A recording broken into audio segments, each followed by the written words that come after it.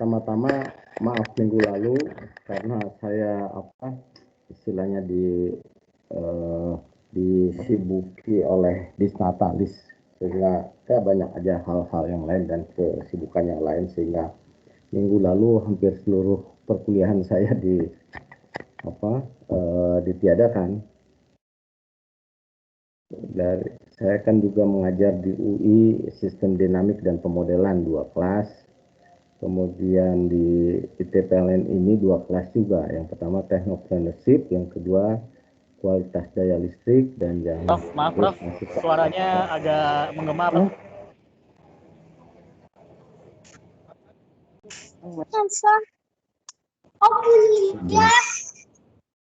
Apa yang terjadi? Sekarang masih suaranya menggema atau gimana? Ya, kurang jelas. Atau teman-teman lain siapa tahu jelas, cuma saya dong. Sekarang suaranya masih. Sekarang ya, suara. Sekarang udah. Aduh, ya, sekarang sudah. Ini juga hilang nih ininya nih,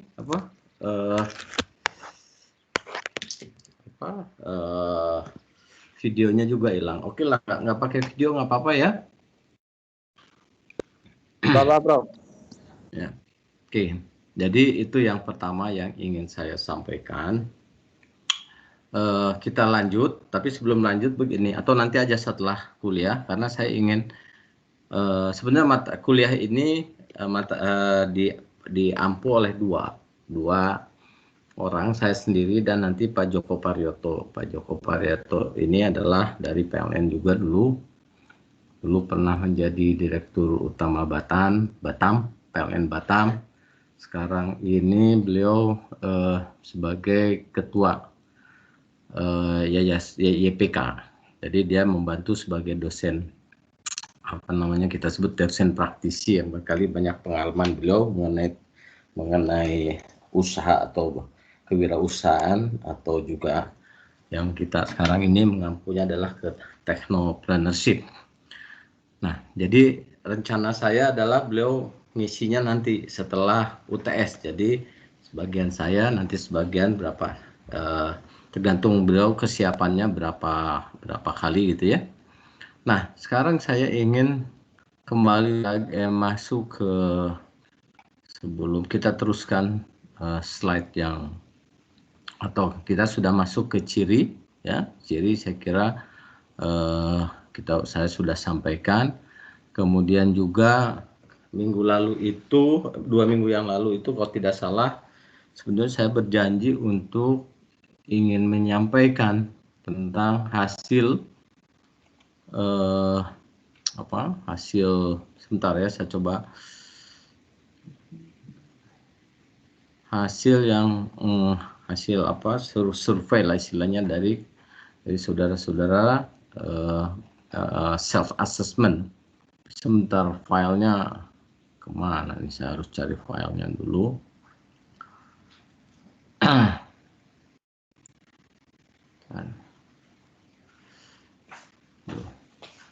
Ya.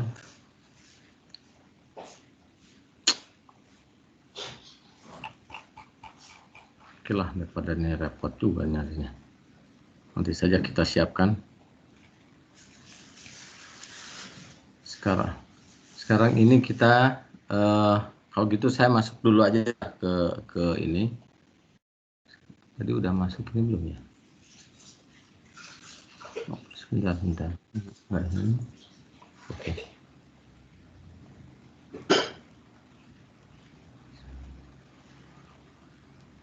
Kita teruskan dulu ke poin ini ya, yaitu di mana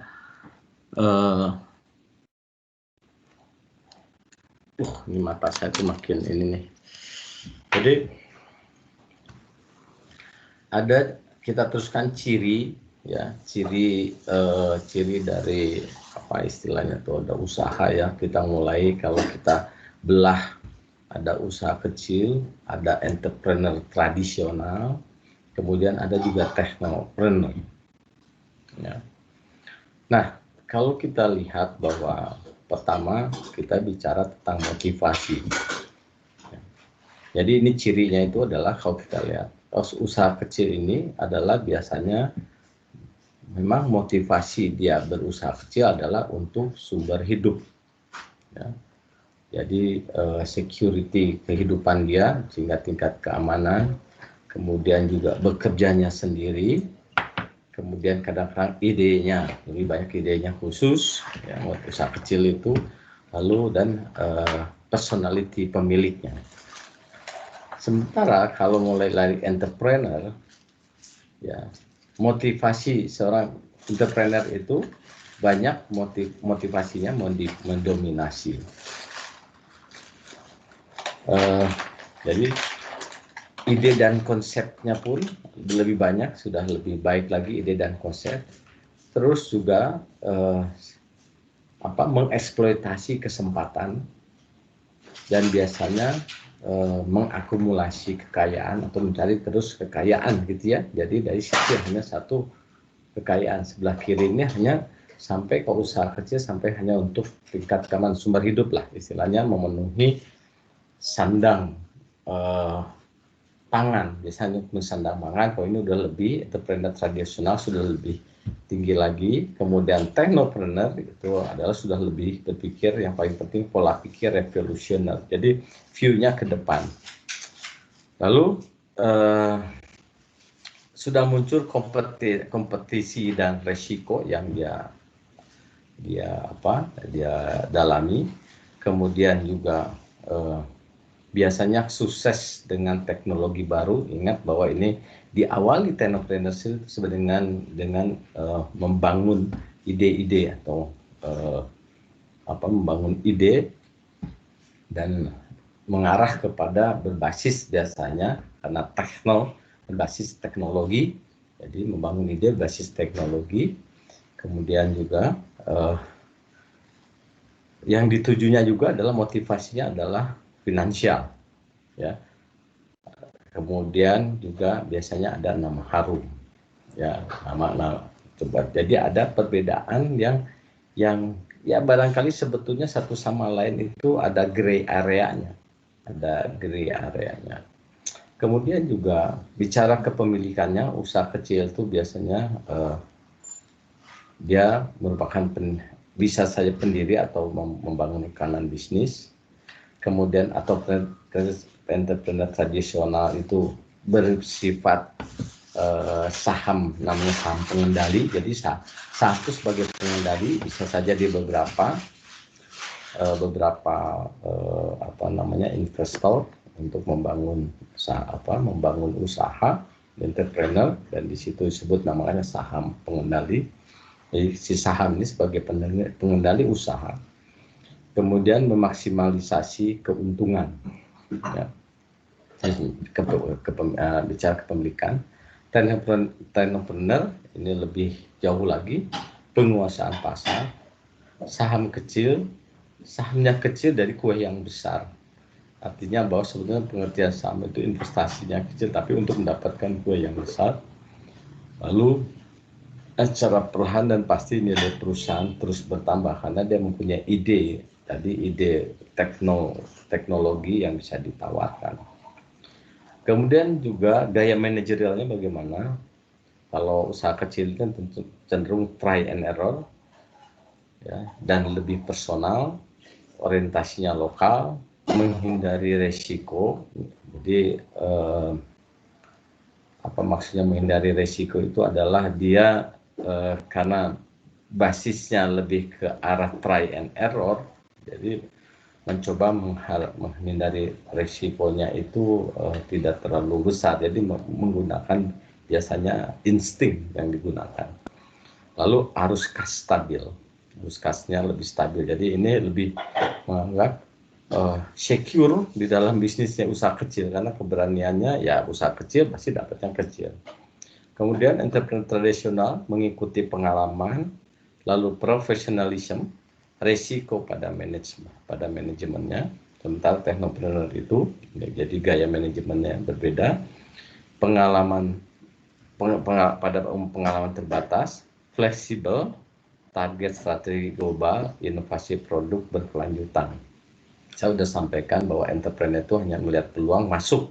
Peluang itu tidak selalu berkelanjutan, tidak kontinu gitu. Lebih cenderung adalah seperti yang saya sampaikan, ini ada peluang bisnis di satu sisi. Nah, coba saudara bayangkan kalau masih ingat ya, masih zaman dulu itu ada mainan yang menggunakan, saya tidak tahu saudara pernah ingat nggak, ada bola ya, bola yang ya, kalau saya coba gambarkan ya, bentar, coba gambarkan sebentar. Kalau masih ingat, kurang lebih ini mainan ya, ini seperti apa namanya, raket pingpong, bukan raket, apa pingpong, kemudian ini bola ya, ini karet. Jadi saudara masih ingat zaman dulu itu ada itu satu periode mainan itu, dan ini turun naik. Jadi mainan ini, bola ini turun naik sehingga bunyi kayak asik saja, tak tok tak tok tak tok tak tok, kira-kira begitu. Kalau sudah lihat ini produksi ini adalah produksi yang sangat sederhana. Ide bisnisnya, ide membangun idenya sangat baik. Jadi ini cenderung ke arah ke track technopreneur. Dibangunlah ya, dibuatlah ini dia tuh mainan ini. Namun yang perlu yang menjadi kendala adalah sebetulnya apa? Pertama adalah dia harus berpikir jangka pendek bisnisnya itu, bukan jangka panjang. Kenapa demikian? Karena ketika ini dibuat maka akan mudah diikuti oleh follower. Jadi pada saat itu penemunya yang pertama, yang penemu ini, ya, penemu mainan ini berpikirnya seperti itu. Ketika saya membuat, maka saat itu tidak lama kemudian akan ada follower yang, karena namanya follower, biaya engineering, biaya riset and developmentnya rendah karena tinggal ngikutin, ya, maka harganya akan menjadi murah dan akhirnya menjadi kompetitor. Karena ini sederhana, teknologinya sangat sederhana. Nah, apa yang harus dilakukan? Akhirnya dia berhitung. Berhitung adalah bahwa dia buat, ya, dia buat dan hanya sekali buat, masuk ke pasar, selesai sudah. Dia hanya mengeduk keuntungannya adalah hanya dalam waktu satu periode saja. Dia tidak teruskan usahanya. Kenapa demikian? Karena dia tidak mau bersaing, dan tidak mau rugi untuk karena bersaing dengan follower. Maka saat itu dibuat, kalau tidak salah waktu itu dia membuatnya langsung karena ini baru, ide baru, dia buat kalau tidak salah 50.000 dia buat, langsung dilempar ke market. Konon ceritanya habis karena ini banyak, harga murah, kemudian pengertiannya mainan menarik, murah, dan habis sudah. Nah, ketika di dalam proses penjualan beberapa bulan barangnya mulai hampir habis, follower muncul karena ini produksi yang gampang dibuat. Follower muncul, masuk ke pasar dengan betul perkiraan penemu ini harganya lebih murah. Sehingga kalau dipaksakan dia bangun untuk bersaing, maka dia tidak mau. Mungkin pertanyaan, ini kan inovasi ini bisa dipatenkan, bisa. Tapi tidak mudah menjaga di pasar ini untuk follower tidak masuk pada pasar. Akibatnya apa? Maka tadi saya bilang, ya produksi 50.000, lalu selesai, kemudian akhirnya yang bersaing, yang berantem adalah followernya. Dia sudah cukup mengeduk keuntungan. Marketnya udah dia ambil sebagian, masih ada sisa-sisa market yang akhirnya dia beradu antara follower tersebut. Nah, mengapa saya sampaikan demikian ini? Karena hal ini adalah menjadi bagian penting ketika kita bicara tentang inovasi produk berkelanjutan. Ya. Dikit dia berpikir inovasi produk betul. Itulah teknopreneur itu harus berpikir seperti itu. Berkelanjutan tetapi secara ekonomi, secara ekonomi menjadi tidak menguntungkan sehingga dia harus melakukan satu periode, cukup dengan satu periode saja. Nah, itu kira-kira. Ya. Kemudian lagi bedanya nih, berikutnya adalah yang keempat, research and development dan inovasi. Bedanya usaha kecil, entrepreneur tradisional, teknopreneur adalah kalau R&D dan inovasinya ini, usaha kecil itu lebih cenderung mempertahankan bisnis. Ya, hanya sekali lagi di awal hampir mirip dengan tadi, dengan apa motivasinya. Jadi R&D-nya hanya mempertahankan bisnis. Jadi apa yang saya sampaikan tadi, kalau kita tidak berjiwa teknopreneur, ya, maka kondisi tadi mainan tadi itu adalah dia hanya cuma bertahan, dia pasti pertahankan bisnis itu berjalan terus. Yang akhirnya dia kedodoran karena harganya ini, akhirnya dia tekan harga, sementara follower ini harganya sudah ini, dia memang sudah mengutuk keuntungan, tapi dia tetap mau beradu gitu, ya, beradu terhadap ini. Kemudian kalau sudah bayangkan lagi begini, ya, mari kita lihat bahwa warteg itu usaha kecil, ya, usaha kecil, warteg ini. Nah, sama seorang entrepreneur, ya, bisa melihat bahwa warteg ini mempunyai peluang, dia bisa peluang warteg ini artinya menjadi dibuat lebih bersifat melihat bahwa si entrepreneur melihat bahwa ada market, ada pasar yang besar yang menyukai di soal warteg nih, warung Tegal ini. Usaha kecil hanya berpikir dia mempertahankan bisnisnya di situ satu. Ya. Sementara yang berjiwa entrepreneur tradisional melihat secara keseluruhan, dia melihat bahwa ini warteg pasarnya, katakanlah bahwa katakan dia memegang hanya membangun satu wilayah. Seorang entrepreneur melihatnya adalah menghitung secara bahwa ada beberapa wilayah yang mungkin dia kembangkan. Ya. Bahkan lebih berpikir lagi, bersifat entrepreneur ini beberapa wilayah bahkan menjadi dia membangun seperti franchise. Ya. Itu bedanya usaha entrepreneur itu. Nah, teknopreneur sudah bersifat lebih ke tadi bicara berkelanjutan, yaitu adalah warteg itu makannya tertentu, makanan yang istilahnya makanan tradisional, makanan rumahan yang dibuat massal dan kemudian adalah kita tinggal minta ambil yang mana lalu kita makan, gitu ya. Kalau entrepreneur lebih bersifat dia kembangkan itunya, lebih bersifat kembangkan skalanya, ya, karena melihat ada peluang untuk membesarkan.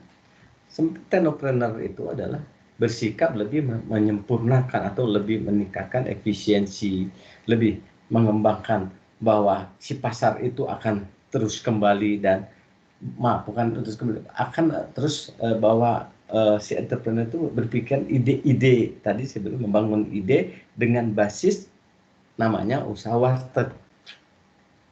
Misalkan adalah contoh sederhana saja sebetulnya, walaupun saya bisa bahwa ini juga bisa dilakukan oleh usaha kecil, bisa juga untuk entrepreneur. Tapi asumsinya saudara-saudara tolong lihat tadi yang pertama usaha kecil itu kita bicara adalah dia hanya mempertahankan keamanan bisnisnya di satu tempat. Entrepreneur melihat lebih luas lagi, ya, sehingga dia mempunyai beberapa tempat. Kemudian teknopreneur melihatnya adalah bahwa teknologi dia masukkan ke dalam teknologi itu. Teknologi idenya untuk mengembangkan bisnis dengan basis warteg. Ya, misalkan saja adalah sekarang sistemnya misal pemanasnya. Jadi dia berpikir bahwa makanan ini akan lebih akan lebih diminati dengan membangun istilahnya tuh sama warteg nunjuk tapi makanannya masih keadaan panas selalu, kira-kira gitu, dengan teknologi. Jadi technopreneur itu basisnya sama, berbasis entrepreneur, tetapi dia masuk teknologi untuk mengembangkan, karena dia berpikir sustain dan kemudian juga selalu dia menambah inovasi baru, gitu. Tidak terus masakan itu masih basisnya warteg tapi terus dengan inovasi baru. Jadi ada ini yang perlu di dalam melihat R&D, sehingga ketika bicara technopreneurship, R&D dan inovasi itu adalah menjadi kunci utama. Ya. Kalau entrepreneur bersifat luas areanya, technopreneur bersifat bagaimana melakukan development dari produknya. Jadi kalau kita lihat usaha kecil mempertahankan bisnis lalu pemilik bertanggung jawab, siklus waktu yang lama, akumulasi teknologi sangat kecil. Kemudian kalau entrepreneur bukan prioritas utama, kesulitan mendapatkan peneliti. Jadi bukan masalah, dia tidak perlu melakukan R&D seolah-olah ya. Jadi tidak terlalu penting bagi dia. Lalu menggunakan finances license, dia besarkan ya, karena lihat jiwa melihat peluangnya. Sementara technopreneur selalu memimpin dalam riset dan inovasi, pengembangan baik. Kemudian akses ke sumber teknologi, bakat sangat tinggi, kecepatan peluncuran produk ke pasar lebih cepat. Oke. Kemudian adalah kepemimpinan, saya kira tadi sudah kepemimpinan. Tadi kepemimpinannya ialah merupakan jalan hidup dia, hubungan baik, ya, membangun dengan hubungan baik dengan market dan hubungan baik. Kemudian dia tunjukkan dengan contohnya, lalu membangun kolaborasi, lalu ya kemenangannya kecil. Jadi pokoknya bersifat karena kepemimpinannya tidak terlalu bisnisnya kecil, sehingga istilahnya itu adalah tidak perlu kepemimpinan yang sangat tinggi dan koordinasi yang sangat tidak terlalu kompleks. Nah, sementara entrepreneur otoritas tinggi, kekuatan lobbynya muncul karena ini selalu mencari peluang. Kalau bisnisnya adalah kontrak-kontrak ya, kontrak-kontrak usaha-usaha, misalkan ada proyek-proyek di PLN lah, di Pertamina dan sebagainya, beliau melihat peluang masuk ke dalam ini kekuatan lobby. Kemudian imbalan untuk kontribusinya, kemudian bisa manajemen baru. Technopreneur, perjuangan kolektif, sukses masa depan visioner, membagi kemajuan bisnis, menghargai kontribusi dan pencapaian. Jadi gaya kepemimpinannya seperti itu. Lalu tenaga kerjanya, jaminannya rendah, lalu lebih cenderung kekeluargaan dan memang risiko tinggi. Kalau entrepreneur merekrut lokal dan global, ini kompensasinya lebih menarik, tapi mobilitas rendah. Kenapa mobilitas rendah? Karena memang sustainable-nya atau produknya lebih cenderung namanya juga tradisional. Itu saja tidak dibangun namanya. Tidak dibangun yang kita sebut inovasi. Lalu yang technopreneur, multikultural kualitas tinggi, berasal dari PT Ternama, nama dan lembaga riset, insinyur muda tertarik dan lain sebagainya, finansial nama atau kemudian tadi sama dengan nama harum. Jadi kira-kira itu technopreneur. Kemudian saya kira sebelum masuk ke sini, saya lanjutkan dulu, ya, kita lanjutkan dulu karena saya mau masuk nanti ke satu hal lagi. Pertama, outsourcing dan jaringan kerja sangat sederhana, lobby bisnisnya langsung. Lalu outsourcing dan jaringan kerja untuk entrepreneur itu penting tapi sulit mendapatkan tenaga ahli, kemampuannya umum, tidak selalu tersedia dapat tingkat global. Sementara yang technopreneur, pengembangan bersama tim outsourcingnya, banyak penawaran, science and technology park. Kemudian potensial pertumbuhannya mengikuti siklus ekonomi dan memang relatif stabil. Lalu kalau entrepreneur itu penetrasi nasional cepat, tapi global lambat karena memang lebih ke tradisional. Jadi apa yang ada di internalnya. Lalu pemimpin pasar dalam waktu singkat dengan proteksi monopoli oligopoli. Ini cenderung bahwa si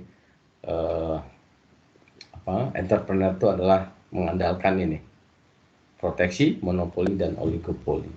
Sementara kalau technopreneur, pasar berubah dengan teknologi baru, jadi mengikuti perkembangan zaman, demand itu diperlukan, dia ikuti terus. Kemudian akuisisi teknologi, aliansi global untuk mempertahankan pertumbuhan. Kemudian target pasarnya cenderung lokal, kompetisi dengan produk di pasar, lalu penekanan biaya, lalu ada penguasaan pasar nasional, penetrasi pasar memakan waktu lama, produk baru untuk pelanggan baru. Kemudian ini jelas lebih tingkatnya pasar global sejak awal, jaringan science and technopark, penekanan time to market, pre-sale dan post-sale, mendidik konsumen teknologi baru. Jadi nanti ada beberapa bagaimana kita kuliah topik yang mengarah ke arah target pasar ini. Jadi garis besar dari perbedaan ini dari mulai usaha kecil, kemudian entrepreneur sampai ke technopreneur. Nah, kalau lihat dari poin mulai dari motivasi, kepemilikan, gaya manajerial, R&D, kepemimpinan, tenaga kerja, outsourcing dan jaringan kerja, potensial pertumbuhan, dan target pasar, maka kelihatan ada perbedaannya. Ya, perbedaannya. Dan saya harap ini bisa dipahami. Kalau saudara melakukan atau saudara sekarang bekerja di mana, saudara harus melihat saudara pada posisi mana. Ya. Dan semoga tentu harapannya diharapkan kalau mengarah technopreneur. Karena technopreneur itu adalah selalu mengikuti perkembangan zaman. Minggu lalu saya sampaikan bagaimana Bluebird terlambat melakukan perkembangan zaman karena dia melihat penguasaan pasar nasional, ya, dan pasarnya itu penetrasinya itu terlambat ke pasarnya dengan tanpa melihat ada teknologi. Kira itu melanjutkan yang lalu ciri-ciri seorang ciri-ciri technopreneur dan kemudian ini perbedaan antara tiga jenis usaha. Jadi kita lanjut, kalau ada pertanyaan silahkan disampaikan. Kalau nggak ada saya akan lanjutkan dulu. Tapi nanti kita balik lagi tidak apa-apa. Kemudian kita masuk ke, nah tentu kita mulai awal ketika kita mulai berbisnis, berusaha, hal yang sangat penting adalah saudara pasti pernah dengar dan saya yakin saudara-saudara pernah melakukannya, ya, pernah melakukan hal ini, ya, sebut SWOT analysis dan mitigasinya TOWS analysis. Tapi kita masuk SWOT dulu. SWOT analysis tentu adalah punya tujuan khusus di mana kita adalah kita mencoba menganalisis kekuatan perusahaan kita, ya, kekuatan perusahaan kita sampai di mana untuk melanjutkan atau untuk meneruskan atau membangun sustain usahanya. Tetapi juga SWOT analysis juga bisa, misal ada proyek baru, kalau ada usaha yang akan dikembangkan baru, sebelum kita melakukan SWOT analysis. Di mana SWOT analysis ini adalah basis untuk melanjutkan ke feasibility study. Ya. SWOT analysis ini adalah sesuatu awal kita untuk memahami kondisi suatu produk yang akan kita jalankan dalam bisnis kita. Sementara feasibility study, setelah kita bisa melihat SWOT analisis, maka kita lanjutkan dengan kadang-kadang dengan feasibility study, dan kemudian ada lagi feasibility study. Nah, jadi 3 hal tersebut. Nah, tentu saya coba kali ini menyampaikan tentang SWOT analysis. Pertama strength, S-nya strength, W-nya weaknesses, O-nya opportunities, dan terakhir threats. Strength kekuatan internal, kekuatan kita, perusahaan kita. Kemudian weaknesses, itu adalah kelemahan, ini masih masuk di dalam internal kita. Lalu external opportunity, jadi keluar dari usaha kita melihat keluar apa opportunity-nya. Dan yang ketiga, ketika kita masuk ke dalam pasar di luar, apa yang akan menjadi threat atau akan menjadi ancamannya. Nah, jadi what is SWOT analysis and why should you use one? Jadi kalau dikatakan SWOT analysis itu adalah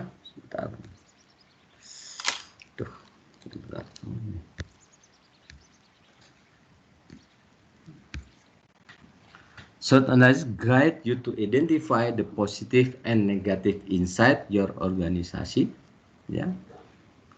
Jadi tadi saya sampaikan untuk di dalam positif atau negatifnya, strength and weakness-nya, dan di luar eksternal, ya, yaitu opportunity dan threat-nya. Untuk mengembangkan awareness kita pada situasi, agar kita dapat membuat strategic planning dan membuat decision maker atau memutuskan. Oke. Kapan kita menggunakan SWOT? Ya, tentu kalau ada, kita bisa menggunakannya ketika kita ingin mengeksplor possibility to problem, ya, atau masalah-masalah yang akan kita hadapi, usaha kita, kemudian proyek kita, dan lain sebagainya. Kita anggap itu adalah problems. Lalu make decision for your initiative. Determine where change is possible. Jadi ketika kita berjalan, kemudian kita melakukan SWOT analysis, kita bisa menentukan kapan kita bisa, kapan merubah kemungkinan. Jadi, where change is possible. Kapan berubah untuk dimungkinkan kita melakukan langkah-langkah yang lebih strategis lagi. Dan kemudian saat adjust and refine plans mid course. Jadi untuk mendefinisikan ulang atau mengatur lagi rencana-rencana mid course. Ini artinya kalau saudara bisa lihat, ini cenderung ini adalah ketika kita melihat SWOT ini untuk perusahaan. Kemudian what are the element of a SWOT analysis? Mari kita lihat. SWOT analysis fokus on strength, weaknesses, opportunities, and threat. Jadi sekarang saya berharap bahwa kan sudah membuat grup, ya. Mulailah kita melakukan coba membuat satu SWOT analisis. Jadi saya harap memang ini akan menjadi PR, ya, SWOT analisis suatu kasus, ya, satu kasus nanti yang kita nanti saya sampaikan, atau bisa juga kasusnya datang dari tempat saudara bekerja, atau saudara melihat situasi, boleh aja perusahaan orang lain dan lain sebagainya, atau saudara berpikir ingin membangun sesuatu, tapi sebelum sesuatu itu dibangun, ada problem-problemnya, lalu dibuatkanlah SWOT analisis. Jadi kalau kita lihat bahwa sekali lagi strength ini kekuatan kita. Apa kekuatan kita? Ya. Mari kita lihat. Kalau kita lihat dari sisi positif organisasi, itu ya. Pertama ada strength, ya, kekuatan SDM itu bisa, ya, atau apa sih yang kita punya? Kita punya aset, kita punya resources, sumber bisa punya sumber daya alam, sumber daya manusia. Kita juga punya opportunities, gitu ya. Opportunities itu nanti bisa bersifat ke luar, eksternal, bisa sampaikan. Kemudian juga ada kita bicara prospek. Jadi positif itu adalah kita melihatnya dari sisi ini, strength, asset, resources, opportunities, prospek. Sebenarnya bisa dikembangkan lain lagi. Ya, termasuk kalau kita lebih detail lagi, oh saya punya uang, itu masuk aset. Ya, saya punya tanah, itu bisa juga aset. Strength, kita punya knowledge. Saya punya knowledge, saya punya kemampuan untuk membuat, tadi kalau kita bicara tentang sebagai technopreneur, bahwa ide-ide untuk membangun sesuatu, gitu ya. Kemudian resources, ya, atau kemudian itu adalah positif. Terus kita melihat bahwa wah ada pasar nih. Sebagai contoh nih, mungkin ada teman PLN sekarang ini, mari kita lihat nih contohnya, mari kita gambarkan. Bahwa dalam rangka PLN atau pemerintah ingin mengembangkan, bukan ingin mengembangkan, ingin punya rencana tahun 2025, ya, 23% itu harus dari renewable energy, di mana setahu saya sekarang masih di kisaran 12%. Jadi dalam kurun dalam kurun waktu sampai 2025, sekarang 2021, 4 tahun harus dibangun kurang lebih 11% renewable energy. Saudara bayangkan saja, kalau itu dianggap listrik ini sekarang totalnya itu kalau tidak salah 79 gigawatt misalkan ya, sekitar sekian. Maka kalau kita membangun, kita membangun lagi target 2025 kalau tidak salah kita sampai 100 giga, berarti 100 giga itu 23% berarti adalah sekitar kita harus 23 giga dari renewable energy. Sekarang dengan 80, saya 79 tadi, anggap 80 giga. 80 giga masih 12%, kita masih di kisaran 10 giga katakanlah. Jadi kita masih punya harus membangun sekitar 12 atau 13 giga. Nah, bagaimana dalam 4 tahun ini kita bangun?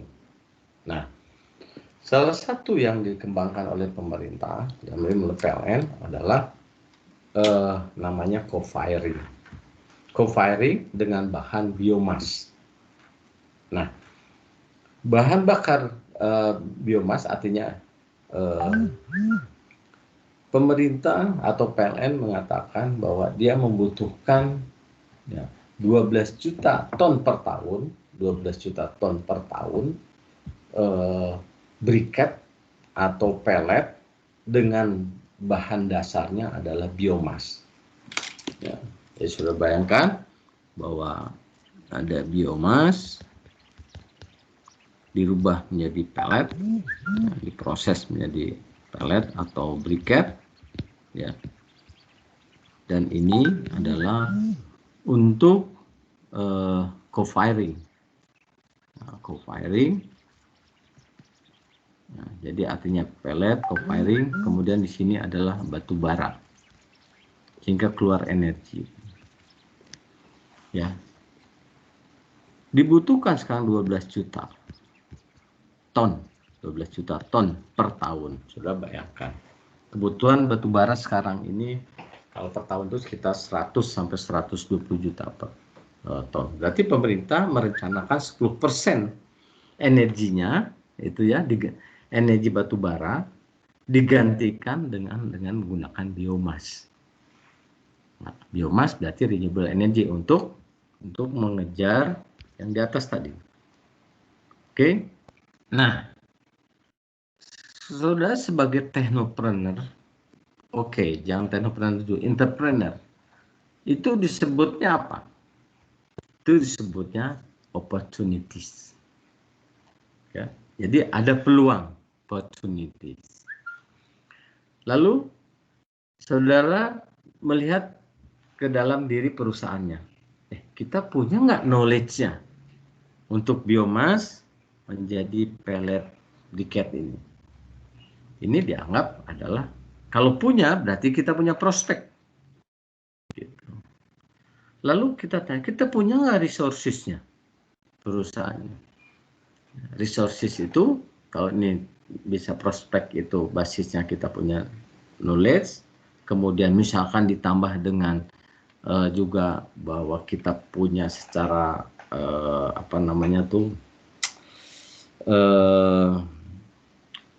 kemampuan lobby lah, itu yang bersifat tidak bersifat non teknis misalkan gitu ya. Kemudian juga resources, misalkan kita punya akses, punya hubungan dengan misalkan pertanian, perkebunan, ya. Kemudian kalau pellet ini juga dari waste atau dari sampah, kita punya akses ke pemerintah. Jadi ada, kita punya resources. Kemudian kita punya aset. Aset ini bisa juga saya kembangkan, aset yang bisa dari, kalau dari SDM berarti kita punya sumber daya manusia, bisa juga, atau kita punya tanah. Ya, kita punya tanah, aset. Strength, kita punya kekuatan. Ya, strength. Jadi ini sebetulnya adalah positif. Ya, positif. Lalu negatif, tentu kelemahan, weaknesses-nya. Apa kelemahannya kita? Ya, kita tidak pahami. Kalau misalkan kita tidak punya pemahaman ini, kita punya limitation, restrictions, threats, dan challenges. Jadi negatif, jadi dua hari ini. Nah, mau positif mau negatif, seorang entrepreneur tetap akan coba masuk ke dalam ini. Seorang technopreneur akan siap menghadapi ini karena dia sudah memahami tentang teknologinya, biasanya. Ya, jadi kita perlu melakukan, memberikan dulu di dalam suatu organisasi itu, melihat evaluasi positif dan negatifnya. Nah, lalu mari kita lihat struktur SWOT analysis ini. Ya, pertama, strength. Ya, strength ini, jadi nanti saya akan kirim ini, masukin ke saudara, adalah saudara harus membuat strength-nya di dalam usaha ini. Mari kita katakanlah saya ingin membuat contoh, tapi kan harus melihat masing-masing itu harus bekerja di perusahaan. Kalau saya coba melihat diri saya sendiri, artinya saya sebagai rektor ITPLN. ITPLN untuk mengembangkan usahanya, usaha ITPLN adalah pendidikan. Kita lebih ke arah jasa. Ya, kita menghasilkan. Mari kita lihat pertama, strength. Apa kekuatan ITPLN? Ya. Strength-nya itu adalah kita mulai, menurut saya adalah mulai dari nama ITPLN. Kekuatan itu kan kita harus coba membandingkan dulu. Kita mulai nama itu, strength itu adalah maaf. Saya nggak mau dari situ dulu. Strength itu adalah kita ke internal kita. Saya melihat dulu ke dalam, mulai dari SDM. Ya. Saya coba mulai dari SDM. Satu SDM. Ini bicara ITPLN. Strength. SDM, ternyata SDM kita ini ya di situ terdiri pada namanya akademisi. Saya bilang akademisi. Ya. Dan ada praktisi. Saya anggap ini kekuatan. Mengapa saya anggap ini kekuatan? Karena di masyarakat dibutuhkan lulusan itu yang bahasanya siap pakai, siap kerja. Bukan siap latih. Kalau SDM dosen kita, itu ya, dosen ITPLN ini lebih ke kuat di akademisi, hanya kuat di akademisi, maka bekal mahasiswa itu lebih cenderung ke arah ke teoritis. Kuat teoritis, untuk bekerja di lapangan butuh satu fasa dia siap latih. Tapi kalau dengan praktisi, maka gitu, saya mengatakan praktisi, maka pengalaman praktisi lapangan akan masuk ke dalam mahasiswa tersebut. Itu kekuatan. Saya melihat SDM-nya. Kemudian sarana. Saya lihat sarana. Apa sarananya saya lihat? Saya coba, karena ITPLN ini misinya atau visinya adalah selain berkelas internasional, unggul, mandiri, modern, berwawasan lingkungan. Nah, di bidang, pakai di bidangnya energi dan teknologi. Saya sorot energi. Energi itu ada dua, energi listrik dan energi termal. Karena kita PLN, kita lebih fokus lagi terhadap energi listrik. Tapi bukan berarti, saudara bayangkan kalau saya menggambarkan itu, di sebelah mana ya saya gambarkannya. Sebentar kalau sama. Jadi saya gambarkan. Sebentar saya ingin menggambarkan. Maaf ya, saya gambarkannya di sini nih. Ya. Jadi ada 3 layer. Yang ini teknologi. Yang ini energi, yang tengah, yang bawah adalah ketenaga listrikan. Saya tulis apa ya? LIS. Jadi sudah bayangkan ya bahwa kekuatan kita ini salah satu bahwa kita tidak lepas dari teknologi, kemudian tidak lepas dari energi, tapi kita juga ada fokus di dalam kelistrikannya. Nah, sarana, oleh karena kita melihat strength kekuatan di dalam di TPL ini adalah pertama, contoh yang sederhana adalah kita punya PLTU mini, gitu. Kita punya waste to energy center, waste to energy, laboratorium waste to energy. Yang saya sampaikan ini adalah kekuatan yang kita punyai di mana di luar kita tidak ada. Gitu.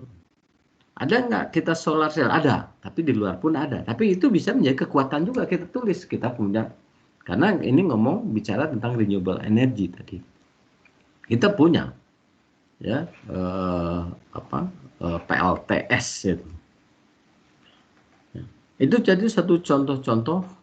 Kemudian kita bicara ketenaga listrikan. Kita ada loh trafo di sana, trafo yang real trafo, di mana dengan mudahnya ya bahwa anak-anak mahasiswa itu diberi pemahaman ini trafo loh, trafo yang sebenarnya di lapangan seperti ini. Kita punya switchyard, kita punya tiang kabel sambungan, di situ ada isolator dan sebagainya untuk distribusi 20 kafe. Nah, kemudian kita punya juga adalah pipa-pipa ya, sambungan-sambungan pipa atau lab yang berbasis pipa untuk masih dalam konteksnya adalah ketenaga listrikan, tapi dekat ke mesin tenaga listrikan, tapi ke arah mesin, yaitu adanya pipa-pipa sambungan untuk tekanan dan lain sebagainya, tekanan tinggi dan sebagainya. Jadi itu adalah kekuatan di mana kita di luar nggak ada, itu strength-nya. Jadi kita menyatakan sarananya dan laboratoriumnya. Lalu kemudian lagi adalah saya bisa berani mengatakan selain itu sarana bahwa berikutnya adalah program. Ya. Program di ITPLN ini adalah bahwa kita mengikuti kebutuhan pasar. Atau lebih tepat kurikulum yang kita bangun mengikuti kebutuhan pasar. Itu kekuatan. Lalu kita bilang, di tempat yang lain ada nggak kekuatan? Ada, mungkin ada, sama ngikutin pasar. Itu juga mereka punya kekuatan, strength-nya ada kekuatan di situ. Dan lain sebagainya. Itu adalah strength, bayangkan. Lalu opportunities, atau ke internal itu di atas sebelah kanan, weakness. Ya, jadi kita masuk ke weakness. Nah, sebelah kanan ini weakness. Apa kelemahan ITPLN? Ya, saya boleh mengatakan, ITPLN ini ada perguruan tinggi. Dia ngomong SDM, dia kurang. Ada kurangnya, ada lemahnya juga di situ. Apa lemahnya? Adalah misalkan yang bergelar S3 dan guru besar masih sampai dengan 0. Atau baru 1 lah, sekarang udah 2. Tapi itu juga masih impor. 2 orang, saya dan ketua senatnya. Ya, yang guru besar. Itu salah kita bicara SDM. Kemudian sarana, kita terbatas, tanah kita itu hanya 2,3 hektar. Sehingga untuk pengembangannya kita juga terbatas. Itu termasuk kelemahan. Di samping itu, tanah itu masih dipunyai oleh PLN, bukan oleh ITPLN. Ya. Walaupun itu sampai kapanpun pasti oleh PLN diserahkan ke kita. Tetapi secara pemilikan, bukan pemilikan itu, tapi saya anggap itu menjadi weaknesses, kelemahan. Nah, walaupun secara apa itu bisa nanti mitigasinya seperti apa. Oke, jadi saya menyoroti SDM, sarana. Kemudian tadi kalau kita lihat di kekuatan yang lain, sarana itu ada laboratorium, kurikulum, ya. Di kurikulum di sini, jadi ada sarana juga, tetap sarananya. Jadi saya ingin ada satu sisi ada strength-nya, di sini ada weakness-nya. Oke. Lalu kita lihat opportunities, peluang, itu kan. Nah, apa yang menjadi peluang ITPLN ya terhadap market pasar yang ada di untuk mendapatkan marketnya. Peluang tentu opportunity di luar itu, kebutuhan akan, saya langsung menyatakan begini, ada program 35.000 megawatt. Saya lihat ini ada program 35.000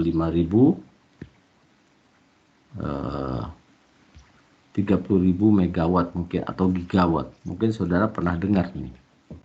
Walaupun sekarang belum jalan. Kemudian ada program renewable energy. Ada RE. Saya masih ngomong, kalau ada 35 gigawatt, kalau saya hitung ya atau saya proyeksikan bahwa 2 gigawatt dikelola oleh satu engineer, gitu ya. Maka berdasarkan ini, ya, berdasarkan 17.535, maka dibutuhkan 17.000 lulusan atau dibutuhkan engineer. Jadi dibutuhkan engineer sebanyak 17.500. Dengan asumsi tadi saya katakan tadi, setiap 2 giga. Setiap 2 megawatt dibutuhkan satu engineer, bukan 2 giga, 2 megawatt. Maka dibutuhkan 17.000 ditambah dengan kebutuhan renewable energy. Jadi target renewable energy itu ya, kebutuhannya katakanlah tadi saya katakan berapa kebutuhannya. Itu bisa menambah. Kita membutuhkan kurang lebih 5.000 engineer. Itu proyeksi saya.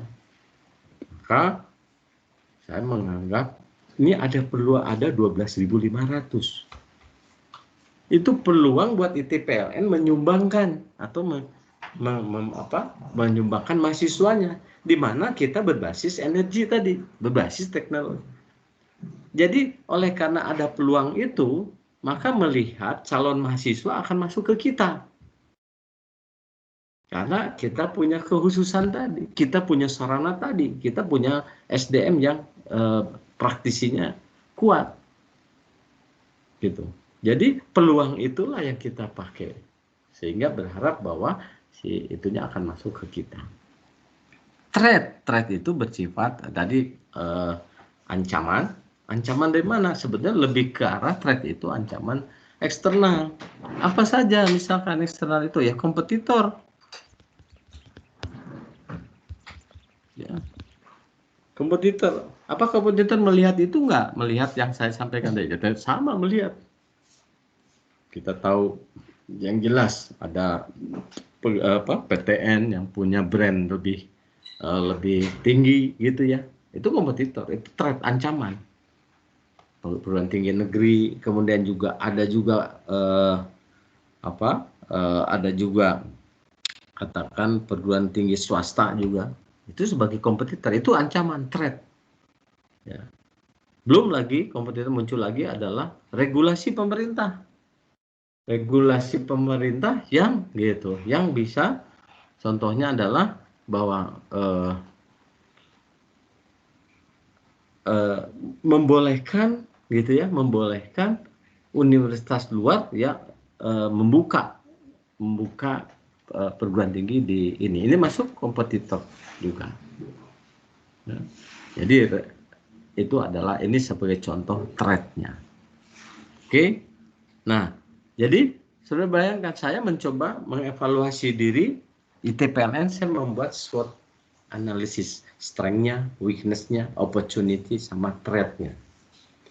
Nah, tapi kan persoalannya, saya hapusin ini ya. Lalu bahwa ada strength, ada opportunities, ada weakness, ada opportunities, ya.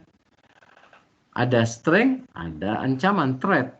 Ada weakness, ada threat juga, ada ancaman juga. Jadi artinya, ya, kalau kita lihat bahwa ini ada strength, ada opportunity. Jadi opportunity, strength, strategy, use the strength to take advantage of opportunities.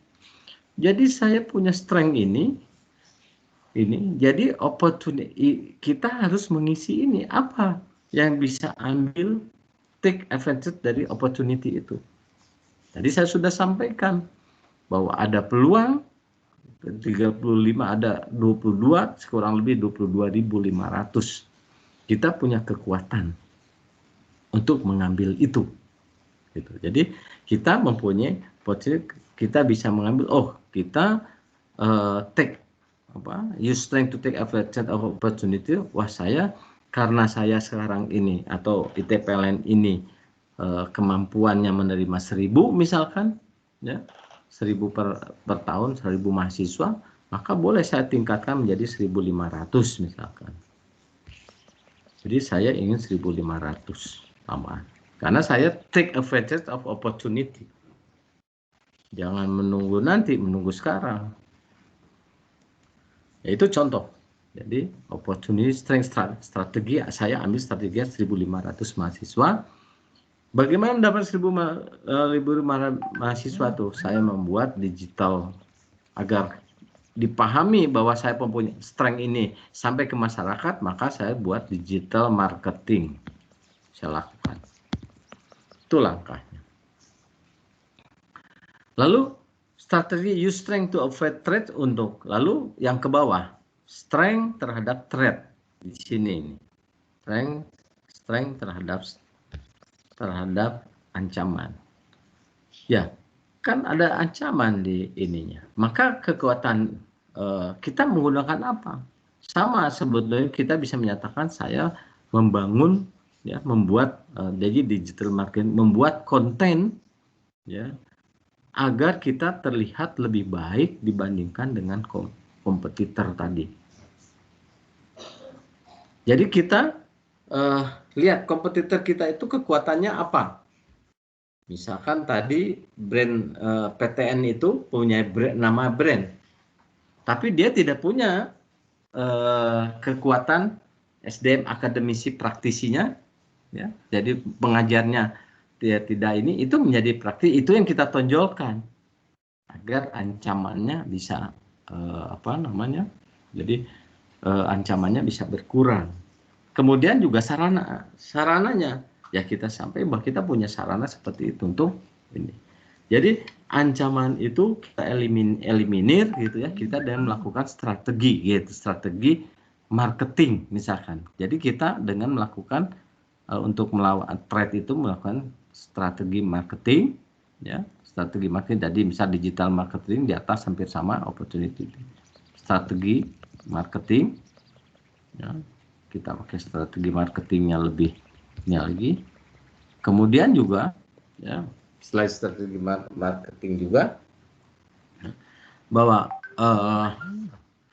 kita misalkan membangun kerjasama dengan kita membangun kita tunjukkan kerjasama kita, gitu, kerjasama KS dengan katakanlah dengan pihak industri, ya pihak industri yang di bawah PLN, katakanlah gitu. Dengan bantuan PLN kita kerjasama industri untuk menunjukkan kepada masyarakat bahwa kita ancaman itu, ya ancaman misalnya perguruan tinggi negeri itu yang akan mengambil mahasiswa tersebut, mahasiswa akan ke kita karena kita menunjukkan bahwa kita ada program magang nih dengan perusahaan dan kita punya kerjasama dengan perusahaan untuk peluang mendapatkan kerja. Itu contoh. Kemudian weaknesses opportunity. Jadi di sini opportunity weakness strategies overcome weakness by taking advantage of opportunity. Ya. Tadi kita melihat ini kelemahan kita adalah tadi kita tidak punya S3 dan guru besar untuk itu. Maka kita lebih mengejar ke arah bersifat apa yang kita sebut itu adalah harusnya kaitannya dengan opportunity itu kita berarti tidak terlalu mengejar katakanlah untuk mahasiswa S2 atau S3. Jadi kita lebih ke strateginya ke fokus D3 dan plus S1. Karena untuk mengajar S2 harus S3. Ya, atau guru besar. Seperti gitu. Ya. Nah, jadi kita mulai strateginya bukan fokusnya buat ke situ. Jadi yang 17.000 ini peluang SDM kita mahasiswa masuk ke kita ini adalah kita lakukan kita fokus terhadap D3 plus S1. Itu contoh. Jadi kelemahan kita harus kita tutupi. Tapi bisa juga kelemahan kita ini kalau kita tutupi dengan fokus, tetapi juga bisa kita ya sudah karena kita berani kita tingkatkan maka kita lakukan penerimaan dosen atau peningkatan dosen menjadi S3 dan plus dan guru besar.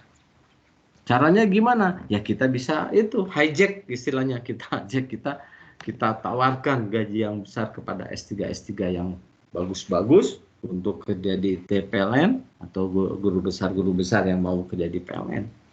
Ya dampaknya harus berhitung pendapatan dari pendapatan tadi. Dan yang terakhir adalah TOWS matrix. Ini TOWS matrix weakness terhadap threat.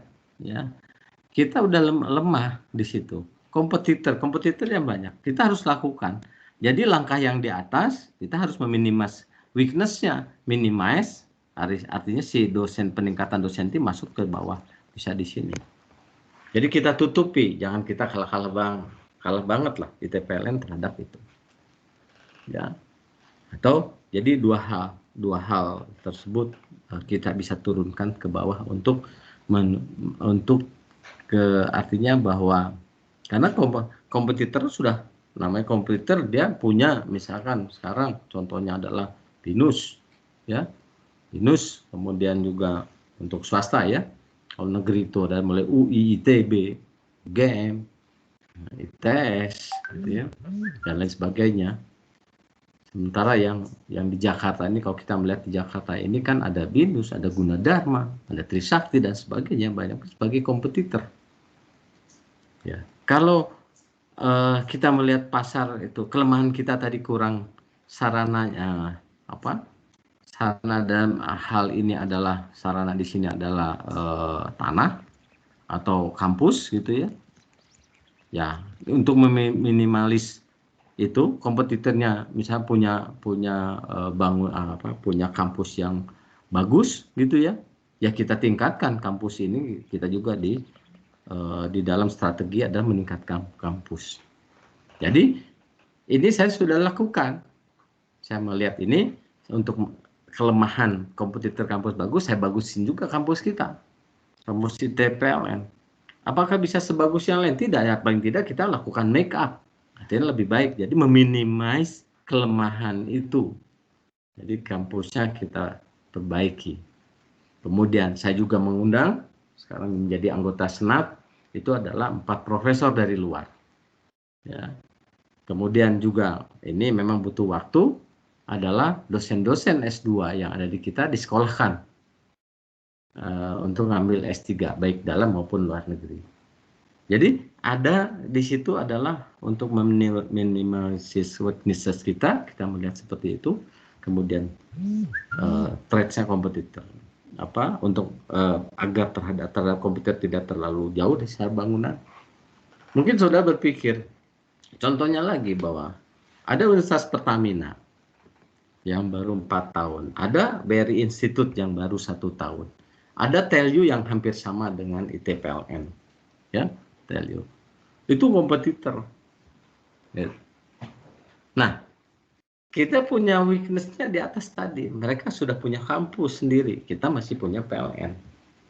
Nah, apa yang saya lakukan? Ya sama, saya lakukan bahwa saya kelemahan itu saya tutup dulu dengan tadi saya bilang tutup dulu dengan kita make up kampusnya, ya, dan sarananya kita tingkatkan, kita tonjolkan lab-labnya dan sebagainya, sehingga di kacamata luar itu adalah melihat kampus ini bagus. Padahal kita punya kelemahan, itu tanahnya bukan punya kita, tapi dalam jangka panjang kita harus perbaiki. Gitu. Kita lagi berusaha mencari tanah di luar kampus ini. Jadi nanti ada kampus 2. Bahkan kita sedang membangun kerjasama dengan Surabaya, dengan PJB untuk membangun kampus di sana. Jadi itu salah satu langkah-langkah depan. Nah, kira-kira semoga contoh ini bisa memberikan gambaran kepada saudara-saudara tentang membuat SWOT analysis. Nah, ada lagi ini contoh, ya. Jadi Campbell Soup Company, ya. Ini ada ya, jadi specific financial goal, ya. Bagaimana membuat toast gitu ya, dari SWOT ke toast. Lihat, ini ambil contohnya saja, saya sampaikan tadi, semoga yang saya sampaikan tadi udah cukup jelas. Strength, kekuatan dia, current profit ratio increase, jadi peningkatan rasio, jadi kekuatannya bisa saat ini kekuatan si perusahaan ini profitnya sedang naik, ya, jadi punya uang lah, itu kekuatan. Moral nih, employee semangat ini lagi tinggi. Saya boleh saja, Pak, kalau ITPLN gimana? Sebelumnya masuk ke zona nyaman, sehingga moralnya kurang tinggi, moral hak. Nah, maka itu menjadi kelemahan. Dan kalau itu kelemahan masuk ke weakness, maka nih di dalam mengambil opportunity harus kita tingkatkan menjadi employee-nya, tingkatkan menjadi strateginya bagaimana meningkat moral high-nya. Nah, ini kebetulan ini strength-nya itu dia employee moral high, pegawainya punya moralnya lagi tinggi, lagi semangatnya. Market share has increased, ya, sedang naik-naiknya market share-nya. Weakness-nya legal switch not resolved, ya, masih tidak sesuai, belum ada resolve-nya. Kemudian plan capacity has fallen, jadi jatuh, jadi plannya itu kapasitas plannya lagi jatuh, jadi lagi turun. Lack of strategy management system, jadi kebocoran, lack itu kan bocor ya, strategi of management of system, jadi ini kelemahan. Lalu opportunity-nya, jadi dia Western Euro unifikasi, ini jadi pasar, melihat nih ada pasar nih, ketika Western European menjadi bersatu, itu pasarnya makin besar. Rising health consciousness in selecting food, ya, meningkatnya kebutuhan kesehatan gitu ya, jadi makanan yang lebih sehat lah kebutuhan. Kemudian demand for soups increasing annually per tahun. Jadi berdasarkan data. Jadi sebetulnya opportunity itu kita bangun dengan kita melihat keluar kondisi environment atau kondisi di luar. Kemudian threats gitu ya, low value of dollar, ya, lagi turun nilai dolarnya. Things are not biodegradable. Nah, lalu berdasarkan strength, opportunity-nya maka dibuat strategi acquire food company in Europe. Jadi S1, S3, S-nya strength-nya, strength 1, strength 3, ya, melihat untuk menjawab O1. Jadi 1-3 menjawab opportunity 1. Develop new healthy soaps, ya, strength 2 ini untuk menjawab O2, ya, rising health consciousness and selecting food. Kelemahan weakness seperti develop new paper-rich farm products, ya. Jadi legal suite W1 untuk menjawab O2 dan O3. Strength, jadi opportunity 2 dan opportunity 3. Ini harusnya 1, 2, 3, ini 1, 2, 3, ini 1, 2, 3 juga. Kemudian strength ini trade strength strategi develop new biodegradable subcontinent untuk menjawab, ya, bahwa S1 current profit ratio increase menjawab T2 things are not biodegradable. Demikian juga trade weakness strateginya itu adalah W3 lack of strategy management system. Kelemahan itu, ya, bisa ditingkatkan ini trade low value of dollar. Oke. Nah, jadi kira-kira apa?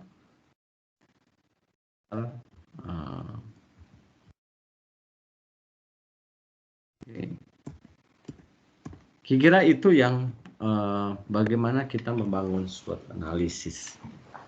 Nah, tadinya saya ingin membuat satu diskusi dengan saudara-saudara. Ya, saya ingin membuat diskusi, tetapi saya agak bingung membuat topiknya dulu. Topik ke arah mana nih? Saya harusnya waktu itu catat gini. Coba sebelum kita akhiri, ya, saya ingin salah satu dari saudara gitu ya, bekerja di perusahaan mana? Ada sebagai volunteer, silakan. Perusahaan apa? Jangan PLN tapi. Ataupun PLN tapi jangan pusat. Ada nggak? Coba saya minta. Ada di perusahaan mana?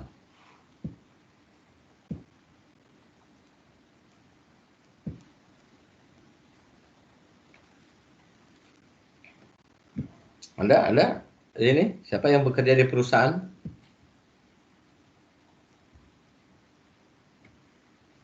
Tuh, jangan.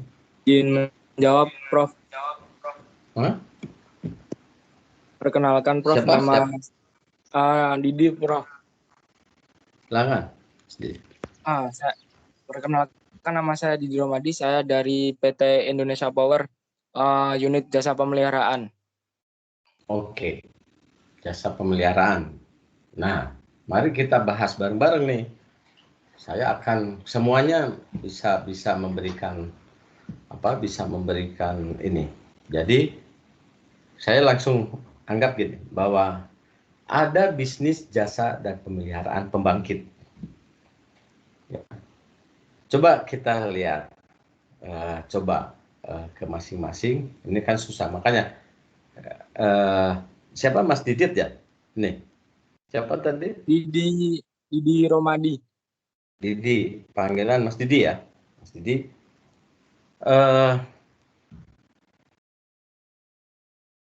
Apa kekuatan Mas Didi itu PJBS atau apa ya? Indonesia apa Power. namanya? Indonesia Power. Indonesia Power, tapi maksudnya kan Indonesia Power ini anak perusahaan nggak servisnya?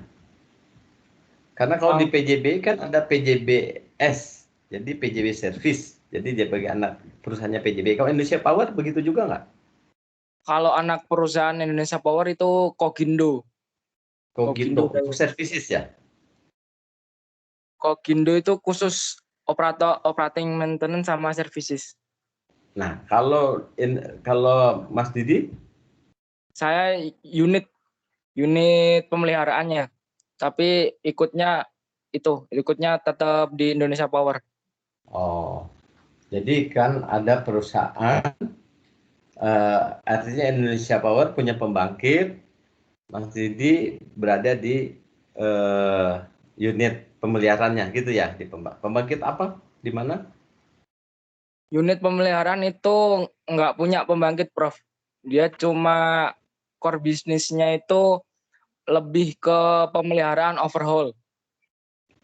Oh, saya oke. Baik. Nah, gini, jadi kita buat coba semuanya. Sekarang ada namanya usaha operasi dan pemeliharaan. Mari kita lihat opportunities dulu lah, opportunities. Kalau saya ngomong atau saya lempar dulu, ada nggak menurut saudara-saudara opportunity untuk kita masuk bergerak di bidang operasi dan pemeliharaan? Mas Didi jangan sebagai Indonesia Power, gitu, tapi melihat keluar. Kita melihat semuanya kita di luar nih, jangan sebagai orang Indonesia Power, tapi melihat atau Mas Didi sebagai Indonesia Power ingin mengambil pasar luar, di luar Indonesia Power. Nah, sekarang mari kita lihat. Saya tanya kepada saudara-saudara, siapa saja boleh berkomentar. Bagaimana opportunities-nya? Ada nggak peluang usaha operasi dan pemeliharaan? Atau pemeliharaan saja juga boleh. Kita mari, atau saya coba definisikan dulu. Operasi dan pemeliharaan ini adalah perusahaan yang memberikan jasa kepada siapa saja yang mempunyai pembangkit listrik untuk mengoperasikan, gitu ya, mengoperasikan pembangkitnya dan sekaligus memeliharanya dengan jadi jasanya mengoperasikan, memelihara. Jadi yang pemilik perusahaan itu membayar kepada perusahaan MO ini, ya, MO ini jasanya sebagai operasi, maintenance dan operasi. Kira-kira gitu. Nah, jadi sekarang kita melihat di opportunity-nya. Ketika kita ingin mengembangkan usaha itu, ada nggak opportunity-nya atau peluangnya?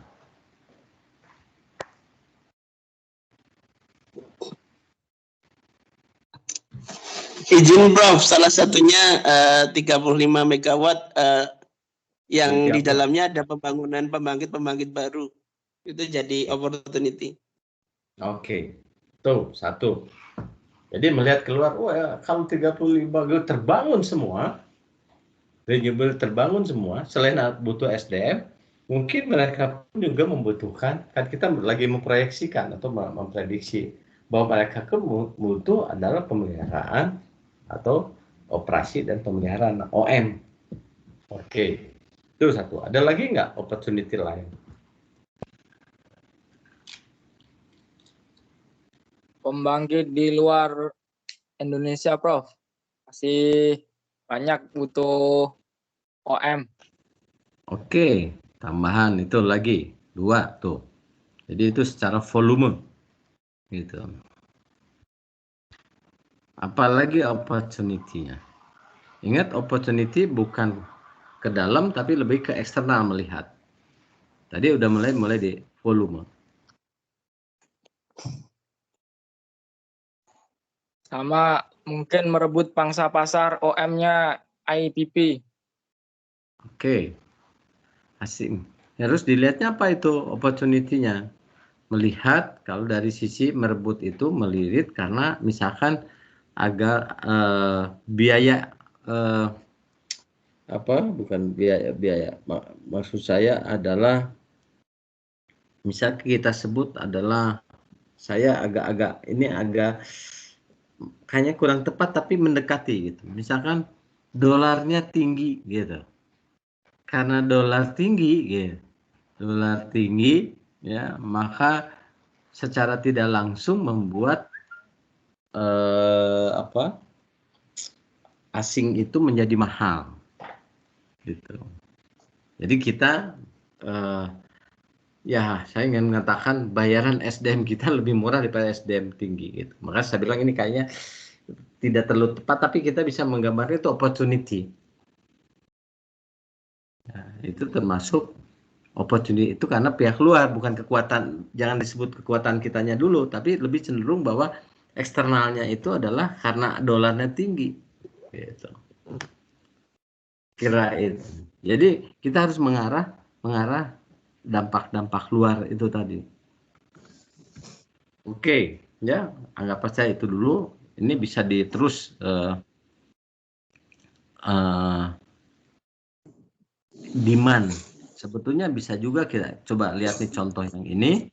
Ada dikatakan demand for sub increase annually. Artinya demand subsnya itu naik annually. Ini berdasarkan data. Kita bisa menyatakan juga misalkan ada regulasi pemerintah.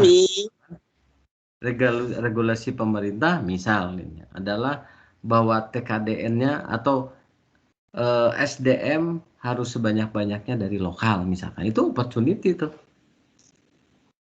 Nah, ini contohnya. Oke, terus pindah ke threat. Apa ancamannya?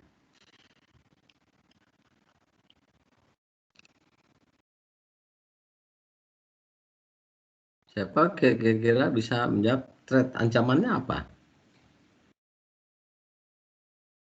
Mungkin perusahaan sejenis seperti PJBS atau PJB atau yang lain. Betul. Saya mengatakan tadi Mas Didi kerja itu menjadi ancaman itu. Ya. Kemudian kebijakan nasionalnya gitu atau kebijakan PLN gitu ya. Yang mementingkan adalah lokal.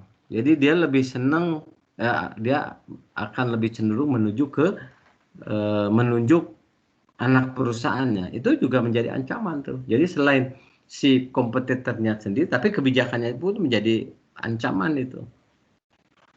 Gitu.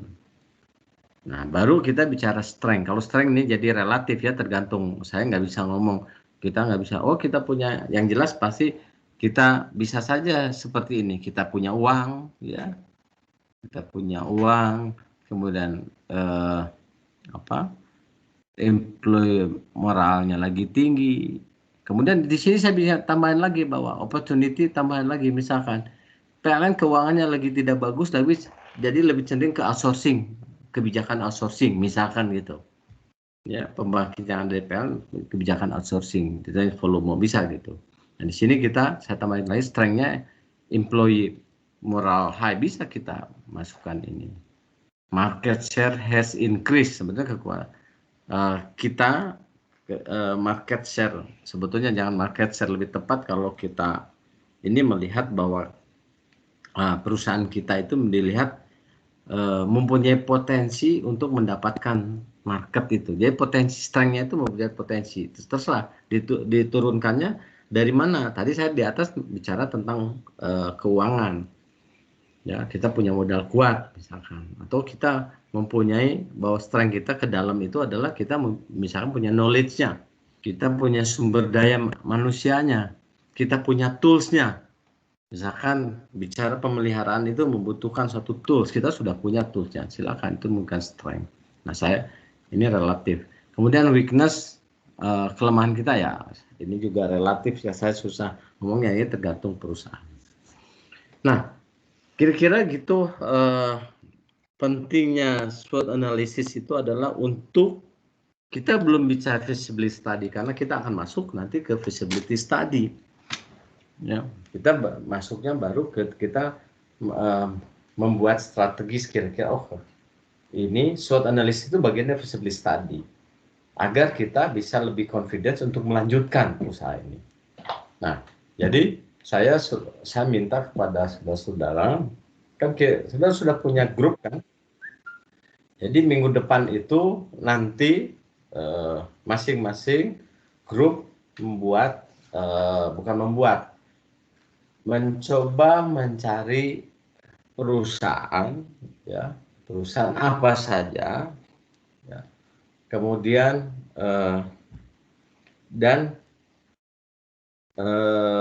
jadi perusahaan itu saya harap adalah perusahaan yang sebentar. Ini ada berapa produk, ada berapa ini ya, berapa grup nih di ya kebentuknya. Saya lupa nih.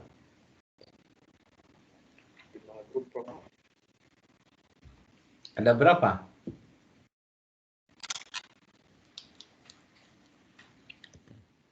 Lima grup, Prof. 5 grup. Ada 5 grup ya. Ntar saya ini dulu.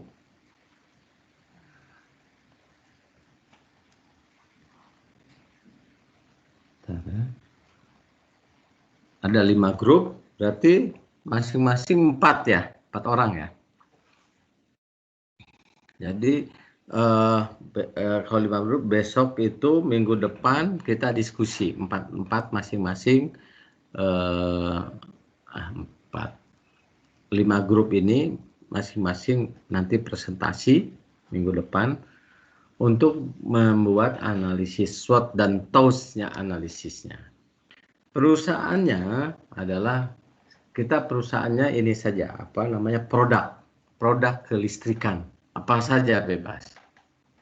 Ya, jadi produk kelistrikan, cari, sudah bisalah googling kira apa saja produk kelistrikan, atau gini, produk kelistrikan tuh bisa misalkan MCB contohnya, atau mau masuk kendaraan listrik boleh, atau produk solar cell misalkan, contoh kan banyak tuh macam-macam. Nah silahkan saudara bebas tentukan satu produk, lalu membuat matriks, lalu jelaskan dulu secara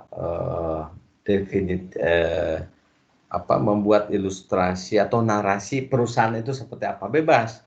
Saudara bisa saja, caranya sebetulnya bisa masuk ke Google, bisa tentukan perusahaan PTA, ya. PTA itu biasanya dia punya profilnya dan lain sebagainya. Ya, sebagai contoh kasus, ambil profil itu, sudah ceritakan, lalu saudara membuat SWOT analisis bahwa perusahaan itu akan mengembangkan produk tersebut dan melihat melihat potensi bisa dikembangkan atau tidak dengan melakukan SWOT analisis. Jadi begitu. Bisa dipahami PR buat minggu depan. Jadi Senin depan itu setiap grup presentasi 10 menit, 5 menitnya 5 menit sampai 10 menit paling lama adalah diskusi, ya, boleh tanya, nanti grup yang lain boleh nanya, saya juga boleh nanya, ya, jadi satu grup 20 menit kali 5 dia 100 menit, cukuplah 1 jam setengah, nggak sampai 2 jam kita diskusi, mulai dari setengah 8 lah saya kira, kalau bisa sejak 7, jadi kalau 2 jam, jam 9 selesai. Ada pertanyaan?